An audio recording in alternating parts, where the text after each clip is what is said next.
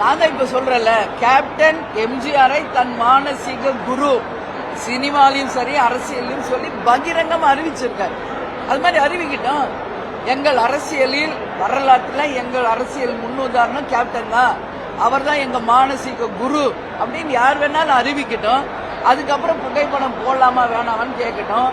எங்க மானசீக குரு கேப்டன் தான் சொல்லிட்டு அவங்க தாராளமா படம் போட்டுக்கலாம். புரியுதுங்களா? ஆனா எதுவும் சொல்ல மாட்டாங்க, எதுவும் பேச மாட்டாங்க.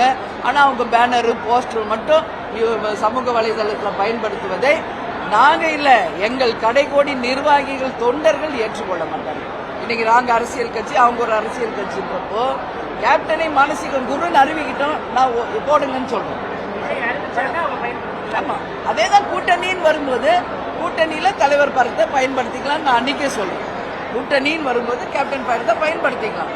இல்ல தனி கட்சியா நீங்க பயன்படுத்தணுமா? எங்கள் அரசியல் குரு கேப்டன் தான், அவர் தான் என்னுடைய மானசீக குரு, அவர் தான் எங்க ரோல் மாடல்னு அறிவிக்கிட்டோம். அதுக்கப்புறம் நான் தாராளமா யூஸ் பண்ணுவேன்.